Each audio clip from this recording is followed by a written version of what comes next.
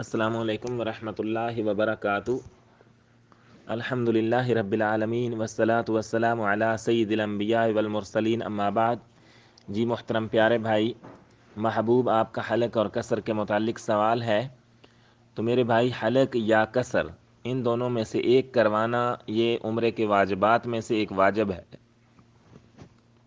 حلق کروانا یہ افضل ہے، کیونکہ نبی پاک صلی اللہ علیہ وآلہ وسلم نے حلق کروانے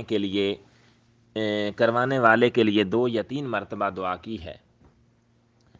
اور کسر کروانا یہ بھی درست ہے، آپ کسر کرواتے ہیں تو پھر بھی آپ کا واجب ادا ہو جائے گا اور آپ کا عمرہ درست ہوگا، کیونکہ احادیث صحیحہ کے اندر حلق کروانے والوں کا بھی ذکر ملتا ہے اور کسر کروانے والوں کا بھی ذکر ملتا ہے۔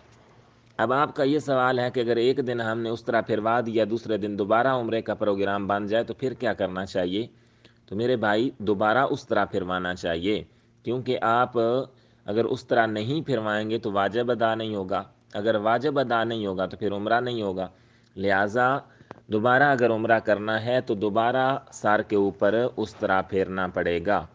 تو اب ان احادیث کی طرف چلتے ہیں جن میں اللہ کے نبی صلی اللہ علیہ وآلہ وسلم نے حلق کروانے کی زیادہ ہمیں تنبیہ کی ہے، اور حلق کروانے والے جو ہیں ان کے متعلق 2 یا 3 مرتبہ دعا کی ہے، اور تیسرے یا چوتھے نمبر پر کسر کروانے والوں کے لیے بھی دعا کی ہے۔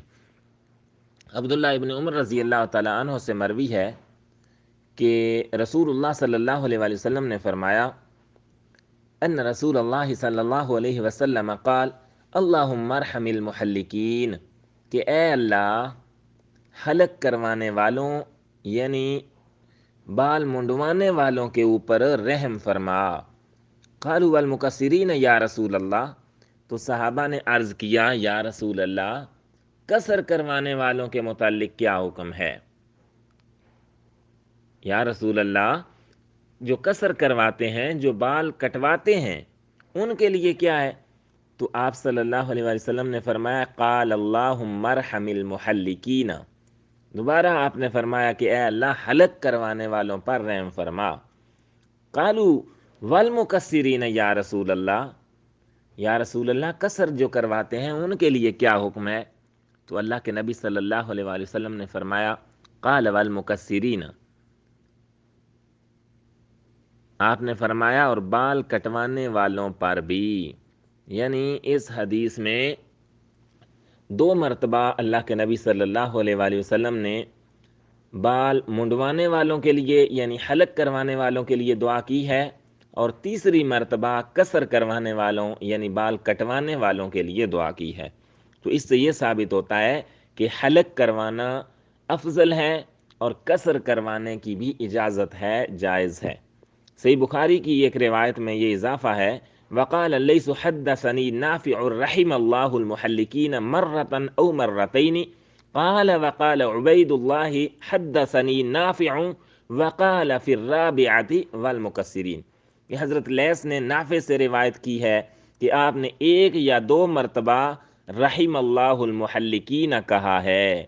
عبید اللہ نے نافع سے روایت کی کہ آپ نے 4تھی مرتبہ والمقصرین کہا ہے، یعنی یا تو نبی پاک صلی اللہ علیہ وآلہ وسلم نے تیسری مرتبہ کسر کروانے والوں کے لیے دعا کی، یا آپ نے 4تھی مرتبہ کسر کروانے والوں کے لیے دعا کی، اور پہلی 2 یا 3 مرتبہ جو حلق کرواتے ہیں ان کے لیے اللہ کے نبی صلی اللہ علیہ وآلہ وسلم نے رحمت کی دعا کی ہے۔